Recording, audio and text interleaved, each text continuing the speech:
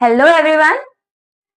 आज का सेशन जो है वो बहुत इंपॉर्टेंट है क्योंकि हम बात करने वाले हैं सेल के इक्वली इंपॉर्टेंट स्ट्रक्चर के बारे में, दैट इज न्यूक्लियस, जो सेल के पूरे फंक्शन को रेगुलेट करता है। राइट। न्यूक्लियस जो है उसकी डिस्कवरी से स्टार्ट करते हैं। डिस्कवरी जो है वो रॉबर्ट ब्राउन ने की थी। रॉबर्ट ब्राउन ने की थी 1831 में। एनसीईआरटी में इस चैप्टर में जितनी भी डिस्कवरीज के बारे में इंफॉर्मेशन दी गई है, कुछ चीजें जो है वो हिस्ट्री में ही स्टार्टिंग में बता दी गई थी, जो प्रीवियस लेक्चर्स में आपको मिल जाएंगी। राइट। रॉबर्ट ब्राउन जो है उन्होंने 1831 में न्यूक्लियस को डिस्कवर किया था और उसके बाद न्यूक्लियस में एक ऐसा मटेरियल जो है वो एनालाइज किया गया जो बेसिक डाई से स्टेन हो जाता था और उसको फ्लेमिंग ने नाम दिया क्रोमैटिन का। क्रोमैटिन यानी कि वो जो डाई हो जाता है, जो कलर हो जाता है। और फ्लेमिंग ने क्रोमैटिन क्यों नाम दिया? जैसे हमने कहा कि ये क्रोमैटिन जो है it gets dyed with basic dye, यानी कि बेसिक स्टेन अगर हमको यूज कर रहे थे तो उससे वो कलर हो रहा था, तो इसलिए उन्होंने क्रोमैटिन नाम दे दिया। ये वही चीज है जो हमारी जेनेटिक इंफॉर्मेशन को स्टोर करता है और सेल के सारे फंक्शन को रेगुलेट करता है accordingly, that is our DNA. But DNA जो है वो एज इट इज या फिर सिंप्लीफाइड अरेंजमेंट में न्यूक्लियस में पैक नहीं होता। उसे पैक करने के लिए बहुत ही स्पेसिफिक अरेंजमेंट चाहिए, बहुत ज्यादा कॉइलिंग चाहिए, जो मैं प्रीवियस लेक्चर्स में डील कर चुकी हूँ। मॉलिक्यूलर बेसिस ऑफ इनहेरिटेंस से रिलेटेड जो पार्ट है डीएनए की पैकेजिंग का, वो लेक्चर जो है मैं मेंशन कर दूंगी डिस्क्रिप्शन में। उसका लिंक जो है वो आपको डिस्क्रिप्शन में मिल जाएगा, वो लेक्चर जरूर देखेंगे। बट इस चैप्टर में आपको बहुत ही बेसिक इंफॉर्मेशन दी गई है about DNA and it's packaging and it's coiling. Right. तो फिलहाल हम कंटिन्यू कर रहे हैं न्यूक्लियस के स्ट्रक्चर के साथ। तो हम स्टार्टिंग से बात करते आए हैं कि न्यूक्लियस जो है वो डबल मेम्ब्रेन से कवर्ड रहता है। डबल मेम्ब्रेन से कवर्ड रहेगा। कुछ इस तरीके से हम उसकी मेम्ब्रेन बना रहे हैं। अब न्यूक्लियस जो है वो अरेंज कहां पे होता है, एक क्वेश्चन ये भी है। तो नॉर्मली अगर हम एनिमल सेल देखेंगे तो एनिमल सेल में यूजुअली ये न्यूक्लियस सेंट्रल होता है। ठीक है। अब आप बोलो कि यूजुअली हम बात क्यों कर रहे हैं, वो इसीलिए क्योंकि अब जब आप एपिथेलियल टिश्यू पढ़ोगे उसमें सेल्स का अरेंजमेंट देखोगे और उसमें सेल्स में न्यूक्लियस का अरेंजमेंट देखोगे, आपको सर्टन वेरिएशंस जो है वो देखने को मिलेगी, जैसे कॉलुमिनर एपिथेलियम। ठीक है। तो कॉलुमिनर एपिथेलियम जो होता है उसका न्यूक्लियस थोड़ा सा इलोंगेटेड रहता है और थोड़ा सा बेसल साइड जो है वो शिफ्ट हो जाता है। फाइन। ऐसे डिफरेंट अरेंजमेंट आपको देखने को मिलेंगे। रेस्ट मोस्टली सेल्स में आपको सेंट्रल ही न्यूक्लियस दिखेगा एनिमल सेल में। Where as if will talk about plant cell, तो प्लांट सेल में थोड़ा सा चेंज है। न्यूक्लियस जो है प्लांट में वो पेरिफेरल होता है। पेरिफेरल क्यों होता है? पेरिफेरल इसीलिए होता है क्योंकि वहां पे सैप वैक्यूल होता है जो कि न्यूक्लियस को शिफ्ट कर देता है टुवर्ड्स साइड, टुवर्ड्स पेरिफेरी। तो अगर मैं डायग्राम से रिप्रेजेंट करूं, if this is a plant cell then this is going to be a sap vacuole, जिसकी वजह से न्यूक्लियस शिफ्ट हो जाता है पेरिफेरी में। राइट। इस तरीके से अरेंजमेंट रहता है। रेस्ट जैसे मैंने कहा कि एनिमल जो सेल होता है उसमें न्यूक्लियस सेंट्रल ही यूजुअली देखने आपको मिलेगा। तो इस तरीके का स्ट्रक्चर है। अब इसमें आप देख रहे हो हमने मेम्ब्रेन बनाई है, ये है आउटर मेम्ब्रेन। अब आप बोल रहे हो कि आउटर मेम्ब्रेन जो है क्या वो कंटिन्यूस रहती है?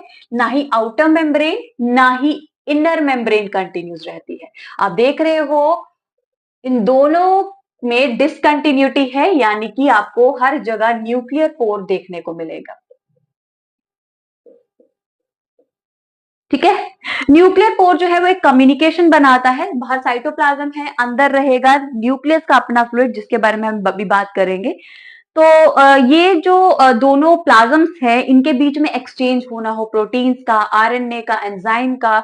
आप जब प्रोटीन सिंथेसिस की बात करोगे, ट्रांसलेशन ट्रांसक्रिप्शन की बात करोगे, तो उसमें भी आप देख पाओगे कुछ चीजें माइग्रेट होती हैं। इनफैक्ट आरएनए जो सिंथेसाइज होता है वो यहाँ पे सिंथेसाइज होगा, उसके बाद प्रोटीन सिंथेसिस के लिए माइग्रेशन बाहर की तरफ होती है। ऐसे आप जानते हो कि राइबोसोम्स जो है वो प्रोटीन सिंथेसाइज करते हैं, बट राइबोसोम्स आरएनए सिंथेसाइज नहीं कर सकते। आरएनए की सिंथेसिस जो है वो यहाँ पे ही होनी है। ठीक है, सो जिसके बाद आरएनए जो है वो एज अ ट्रांसक्रिप्ट बाहर की तरफ जाता है इसी न्यूक्लियर पोर से। सो बहुत सारी चीजें हैं जो न्यूक्लियस और साइटोप्लाज्म को आपस में एक्सचेंज करनी होती है, वो न्यूक्लियर पोर की हेल्प से ही होती है। और एक और चीज, आउटर मेम्ब्रेन जो है, यहाँ पे आप प्रॉपर अरेंजमेंट देख पा रहे हो, बट हमने स्टार्टिंग में बहुत सारी चीजें डिस्कस, बहुत सारी ऑर्गेनल्स डिस्कस की है, जिसमें से एक एंडोप्लाज्मिक रेटिकुलम भी थी, जो कि कंटिन्यूटी में रहती है with outer membrane of nucleus. So outer membrane जो है उसमें कंटिन्यूटी आपको देखने को मिलेगी in the form of endoplasmic reticulum as well.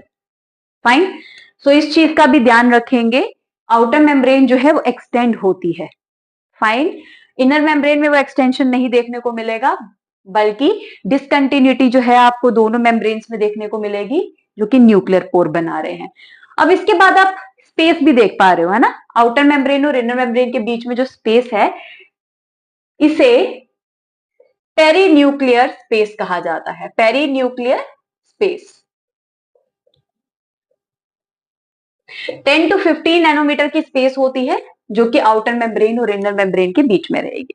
Fine, सो ये है मेम्ब्रेनस अरेंजमेंट। उसके बाद अंदर आ जाता है न्यूक्लियोप्लाज्म। ये आ गया न्यूक्लियोप्लाज्म, जिसमें प्रेजेंट रहेंगी सर्टन चीजें, जैसे कि पहला और बहुत इंपॉर्टेंट आपका जेनेटिक मटेरियल। जेनेटिक मटेरियल यानी कि डीएनए। हमारा जो डीएनए न्यूक्लियस के अंदर प्रेजेंट रहता है वो लीनियर होता है, सर्कुलर नहीं होता। प्लाज्मिड जो बैक्टीरिया में था वो सर्कुलर था, जो उसके बाद न्यूक्लियोइड देखा हमने बैक्टीरिया में, वो सर्कुलर होता है। ठीक है, यहाँ पे ये जो डीएनए है वो लीनियर है, और लेकिन आपको सिर्फ धागे जैसा अरेंजमेंट नहीं दिखेगा, आपको ऐसे दिखेगा धागे में बीड्स हैं। इस तरीके का अरेंजमेंट जो है आपको आपके जेनेटिक मटेरियल का दिखेगा। ये धागे जो है, जो धागे जैसा अरेंजमेंट दिख रहा है, ये आपका डीएनए है। ये जो बीड्स जैसा अरेंजमेंट है वो प्रोटीन की वजह से आ रहा है, जो डीएनए को पैक करने के लिए चाहिए होते हैं। ठीक है, सो ये बीडेड अरेंजमेंट जो है आपको हर जगह दिखेगा न्यूक्लियस में, जो कि पैकेजिंग के लिए, डीएनए के पैकेजिंग के लिए जरूरी है।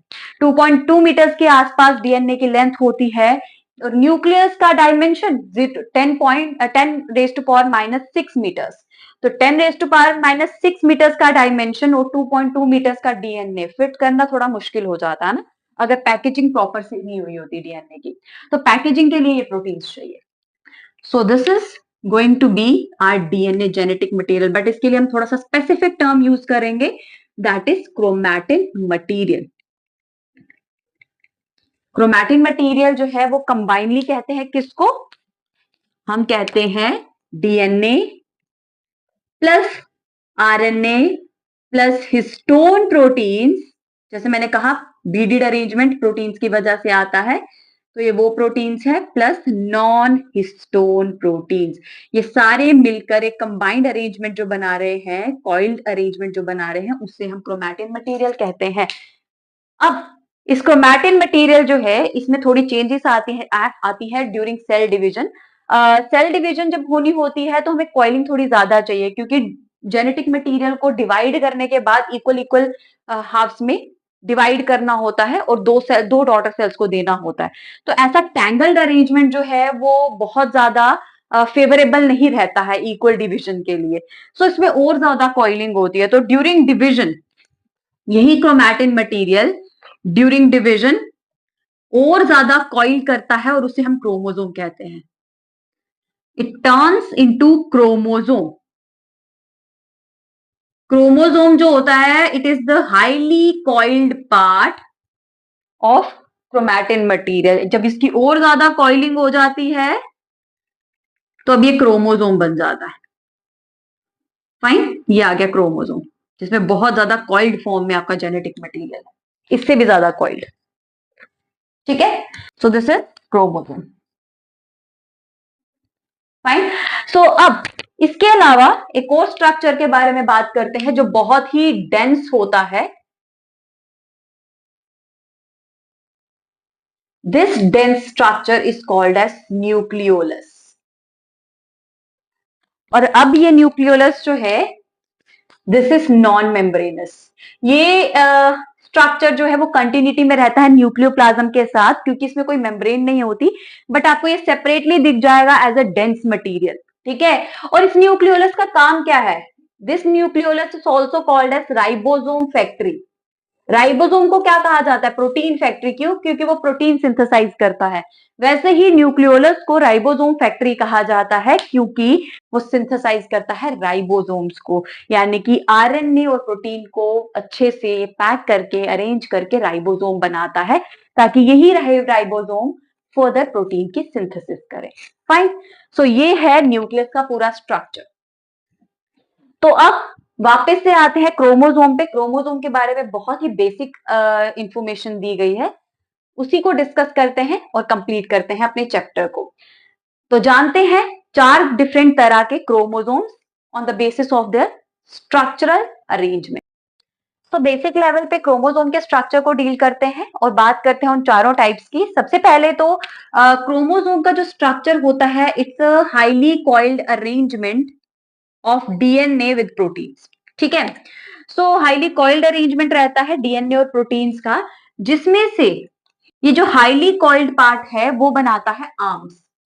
और आपको कॉन्स्ट्रिक्शन दिखेगी आर्म्स के बीच में कहीं पे, जिसे प्राइमरी कॉन्स्ट्रिक्शन कहा जाता है, और वहां पे प्रेजेंट रहता है एक जॉइनिंग पॉइंट जिसे सेंट्रोमेयर कहा जाता है।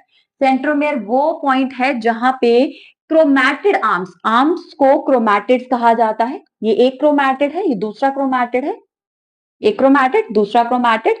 तो ये दोनों क्रोमैटिड्स जो है, क्रोमैटिड आर्म्स जो हैं, वो जिस पॉइंट से जुड़ी होती है जहां पे प्राइमरी कॉन्स्ट्रिक्शन होता है, उसे सेंट्रोमेयर कहा जाता है। तो कॉन्स्ट्रिक्शन यानी कि नॉर्मल जो आपका विड्थ है आपकी आर्म्स की, क्रोमैटिड आर्म्स की, उससे कंपैरेटिवली विड्थ जो है वो कम होगी वहां पे। तो ये आर्म्स जो है वो सेंट्रोमेरिक पोजीशन पे जुड़ी होती हैं। ये दोनों क्योंकि एक ही सेंट्रोमेयर से जुड़ी है आर्म्स, तो इनको सिस्टर क्रोमैटिड्स कहा जाता है। तो सेंट्रोमेयर वो पार्ट है जहां पे आर्म्स जुड़ी है। ठीक है, सो अब क्या है, इन क्रोमैटिड आर्म्स जो है वो सेंट्रोमेरिक पोजीशन पे जुड़ी होती है, और सेंट्रोमेरिक पोजीशन के बेसिस पे ही 4 टाइप्स हैं। तो वो 4 टाइप्स जो सेंट्रोमेरिक पोजीशन के बेसिस पे है, वो है पहले तो मेटासेंट्रिक। मेटासेंट्रिक यानी कि ये अरेंजमेंट जो अभी हमने डायग्राम में बनाया है, ठीक है, इसमें आपको नियरली मिडल में सेंट्रोमेयर दिखता है। ठीक है, तो सेंट्रोमेयर एट सेंटर, तो सेंट्रल पोजीशन पे होगा। तो सेकंड है सब मेटासेंट्रिक। सब मेटासेंट्रिक आप कहीं से फिगर आउट कर सकते हो, स्लाइटली शिफ्टिंग होगी सेंट्रल पोजीशन से। तो centromere slightly shifted from centre, centre से शिफ्ट हो जाता है। राइट, सो कुछ इस तरीके से अरेंजमेंट रहेगा।